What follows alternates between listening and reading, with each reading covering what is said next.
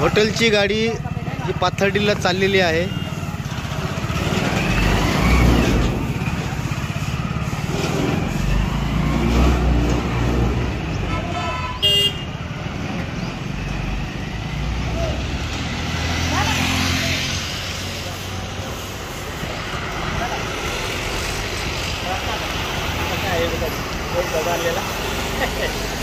गाड़ी के मागे